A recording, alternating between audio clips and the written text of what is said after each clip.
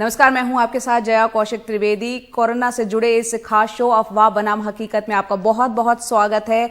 इस शो के जरिए हम आप तक लेकर आते हैं कोरोना बीमारी से जुड़ी नई नई जानकारियां, और इस शो में हम देश विदेश की जाने माने विशेषज्ञों को बुलाते हैं जो आपको अफवाहों और आशंकाओं को दूर कर हकीकत से वाकिफ कराते हैं। तो सबसे पहले एक नजर डालते हैं आज के आंकड़ों पर। कोरोना की दूसरी लहर खतरनाक होती जा रही है और इस लहर में मामले तेजी से बढ़ रहे हैं। हालांकि पिछले 24 घंटे में मामले कुछ कम हुए हैं। देश भर में 53,480 नए मामले आए हैं, लेकिन मौत के आंकड़े परेशान करने वाले हैं। एक दिन में 354 मरीजों की जान गई है, जो कि इस साल का सबसे बड़ा आंकड़ा है।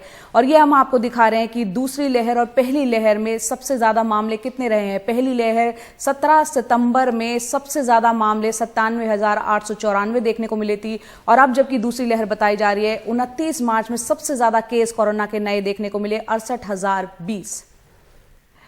तो जो राज्य सबसे ज्यादा कोरोना से प्रभावित है वो है महाराष्ट्र, और पिछले 24 घंटे में महाराष्ट्र में 27,918 केस सामने आए हैं। और यही नहीं, सबसे ज्यादा मौत के मामले भी महाराष्ट्र से ही है, जहां पिछले 24 घंटे में 139 लोगों की मौत हुई है। हालात चिंताजनक बने हुए हैं। और मुंबई की अगर बात करें तो पिछले 24 घंटे में 4,760 नए केस आए हैं, जबकि 10 लोगों की जान गई।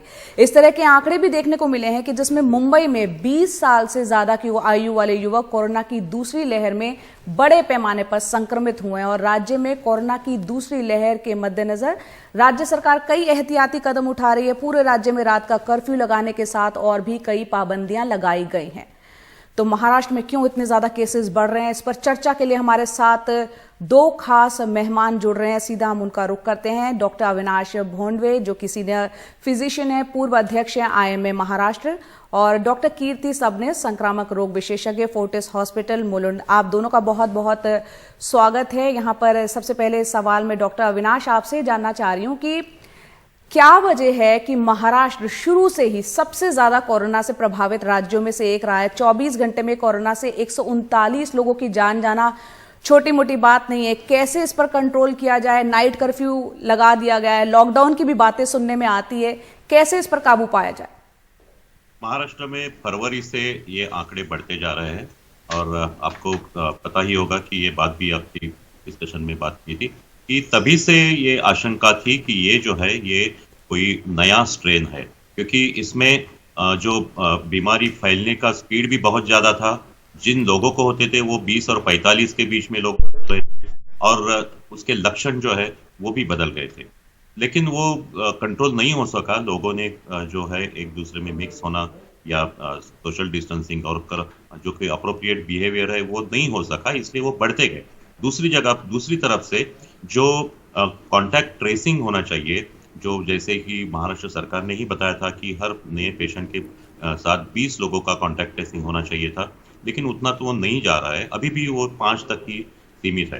तो इस वजह से वो बहुत जोरों से बढ़ता जा रहा है जी। और जहां जहां बड़े शहर है, जहां पे जो पॉपुलेशन की डेंसिटी ज्यादा है, ऐसी जगह पर वो ज्यादा खास कर फैल रहे हैं। महाराष्ट्र के जो 8 जिले हैं वहां पर बहुत ही ज्यादा ये आंकड़े बढ़ रहे हैं, जैसे कि नागपुर, मुंबई, पुणे। तो ये सब बातें हैं, इसलिए इसमें किसी एक वजह हम नहीं बोल सकते। ये सभी बातों का यह है कि ये नए स्ट्रेन जो निकले वो डबल म्यूटेंट है, वो बहुत तेजी से फैल रहे हैं और वो हो सकता है कि वो अभी जिनको पहले कोरोना हो चुका है या जिन्होंने वैक्सीन लिया है उनको भी हो रहा है, ये भी बात ध्यान में आ रही है। बिल्कुल, यहाँ पर कई कारण, जैसा कि डॉक्टर अविनाश बता रहे हैं, कोरोना के लगातार बढ़ते केसेस के। डॉक्टर कीर्ति, यहाँ पर मुंबई की हम बात करें तो हर रोज करीब 5,000 से ज्यादा केस आने लगे हैं। धारावी, जो सबसे घनी आबादी वाला है, वहां भी केस बढ़ रहे हैं, और जनवरी के मुकाबले अगर मार्च में बात करें तो 100% एक्टिव मामले बढ़े हैं, जो काफी चिंता पैदा कर रहे हैं यहाँ पर। ये बात तो है। कैसा है कि ये चीजें हम लोग म्यूटेशन रोक नहीं पाएंगे, क्योंकि बेसिक हम लोग को ये समझना चाहिए कि ये जो वायरस है वो रेस्पिरेटरी वायरस है, ये इन्फ्लुएंजा जैसा वायरस है, जो हम म्यूटेशन इसका रूटीन नेचर है। तो अभी हम लोग ने म्यूटेशन प्रिवेंट किया, अभी हम लोग ने सबको प्रिकॉशन लिए तो भी ये बार बार होने के चांसेस हैं। तो बेसिक थिंग ये है कि हम लोग का वैक्सीन एक काम करेगा, that is one thing. Second, लोगों ने जैसे केसेस कम हो गए, सोशल डिस्टेंसिंग, मास्किंग सब छोड़ दिया, तो this is going to be a norm for next at least 1 or 2 years। लोगों को ये भूलना नहीं चाहिए।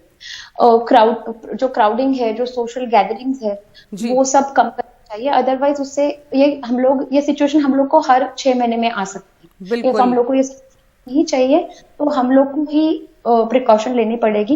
वैक्सीन अभी के स्ट्रेन के लिए काम कर रहे हैं, लेकिन ये रेस्पिरेटरी वायरस है, नेक्स्ट वापस से वैक्सीन लेना पड़े जैसे कि हम लोग इन्फ्लुएंजा का लेते हैं, वो हम लोग को अब तक जानकारी नहीं है। तो इसीलिए अभी हम लोग का बेस्ट वेपन है मास्क और सोशल डिस्टेंसिंग।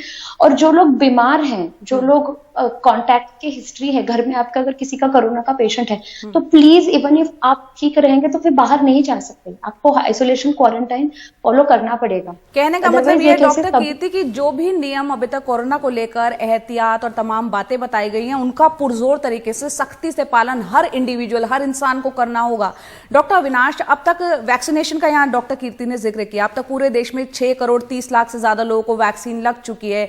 केंद्र ने भी चिंता जताई है कि पूरा देश जोखिम में, हालात बद से बदतर हो रहे हैं, और ये भी कहा है कि कोरोना से सबसे ज्यादा 10 जिलों में से 8 जो है वो महाराष्ट्र है। तो क्या वैक्सीनेशन अगर बढ़ाया जाए, तेजी से बढ़ाया जाए, तो फर्क नजर आएगा? एक बहुत ही लोगों को ऐसे लगता है कि वैक्सीनेशन बढ़ाने के बाद ये लहर रोकी जा सकती है, लेकिन ऐसी बात नहीं है। ये लहर इतनी तेजी से बढ़ रही है कि उतनी तेजी से हम वैक्सीनेशन नहीं कर पाएंगे। एक बार वैक्सीनेशन होने के बाद उस व्यक्ति को, दो बातें हैं, एक तो उस व्यक्ति को पूरी इम्यूनिटी आने के लिए कम से कम 2 महीने लगते हैं। फर्स्ट डोज लेने के बाद 2 महीने लगते हैं कि उसको पूरी इम्यूनिटी आ जाए। तो वो होना कम से कम 2 महीने लगेंगे अगर हमने अभी जोरों से वैक्सीन शुरू किया। दूसरी बात यह है कि अभी जो नया स्ट्रेन है वो शायद उसको ये वैक्सीन को एस्केप कर रहा है। तो काफी ऐसे मामले आए कि जिन्होंने वैक्सीन लिया है और उनको वापस से इन्फेक्शन हो गया। तो ये बातें है कि वैक्सीनेशन बढ़ाना चाहिए, ये बात बिल्कुल सही है।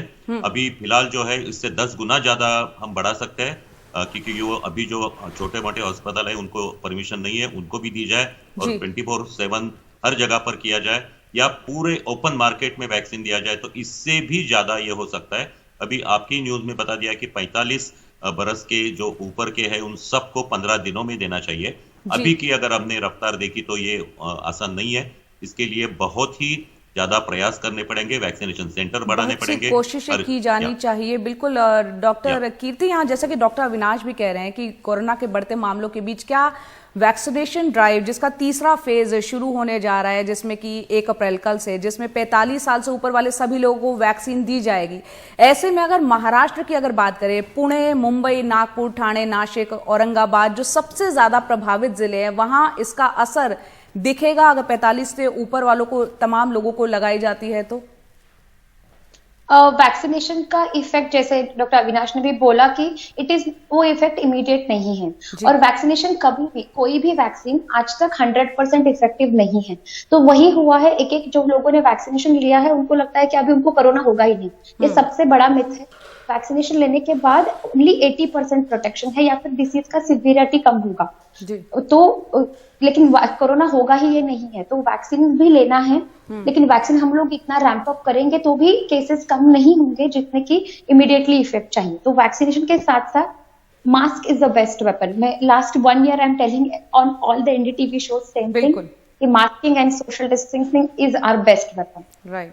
तो यहाँ पर ये बात जो निकल के आ रही है चर्चा में कि वैक्सीन आप ले लें, तमाम चीज़ें कर लें, लेकिन जो बेसिक चीज़ें हैं, जो कोरोना के नियम है, वो है सैनिटाइज़र का इस्तेमाल करते रहें, सोशल डिस्टेंसिंग का पालन करें और हाथ बार बार धोते रहें। ये जो छोटी छोटी बातें शुरुआत से ही बताई जाती रही, उसका लगातार पालन करें। हम यहाँ इस पर भी चर्चा करेंगे कि जैसे जैसे इस लहर में केसेस बढ़ते चले जा रहे हैं, महाराष्ट्र में कोविड बेड्स की कमी की समस्या भी सामने आ रही है, इस पर चर्चा करेंगे। फिलहाल एक छोटा सा ब्रेक ले लेते हैं।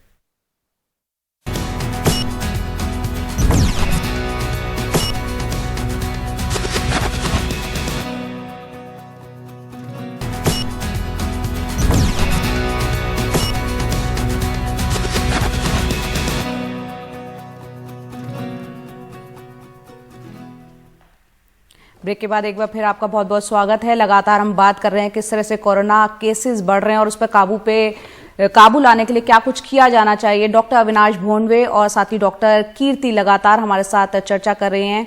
जो हम लगातार देख रहे हैं कि बेड्स की किल्लत, खासतौर से नागपुर और औरंगाबाद की अस्पतालों की तस्वीरें भी जिसमें सामने आई, वायरल हुई काफी, कि एक एक बेड पर 2 से 3 कोरोना के मरीज हैं, कुछ जमीन पर ऑक्सीजन सिलेंडर के साथ पड़े हुए हैं। ये बहुत अफसोसजनक स्थिति में है। ऐसी में क्योंकि महाराष्ट्र वो राज्य है जो शुरुआत से ही सबसे ज्यादा प्रभावित राज्यों में रहा है, युद्ध स्तर पर क्या कुछ किया जाना चाहिए? डेफिनेटली अपने आप आज अगर देखा तो कम से come around 3.5 lakh active cases Maharashtra में है।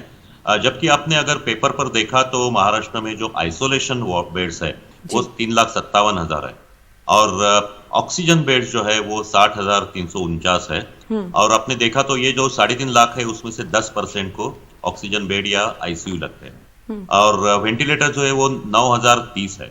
अगर आपने देखा तो ये ऑन पेपर बहुत ही अच्छी खबर ये लगती है कि जितने मरीज है उससे अपने बेड ज्यादा है, लेकिन दिन ब दिन 25-27 हजार मरीज बढ़ रहे हैं।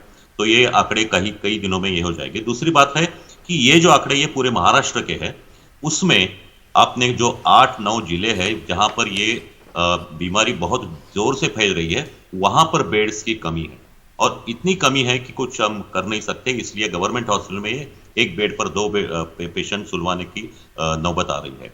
इसमें 2-3 बातें हम कर सकते हैं कि बहुत से ऐसे पेशेंट्स हैं जो हमने सुना है कि जिनको एडमिट होने की जरूरत नहीं है। अभी एक फॉर्चुनेटली बात ऐसी है कि अभी के ये सेकंड वेव में जो भी है वो बहुत ही कम सिम्टम वाले या माइल्ड सिम्टम वाले पेशेंट है, जिनको हम डॉक्टर की फिजिशियन के अंडर होम आइसोलेशन पर रख सकते हैं। ये होम आइसोलेशन पर अगर ये पेशेंट रहे तो हॉस्पिटल में जो बेवजह लोग एडमिट हो रहे हैं वो भी कम हो जाएगा।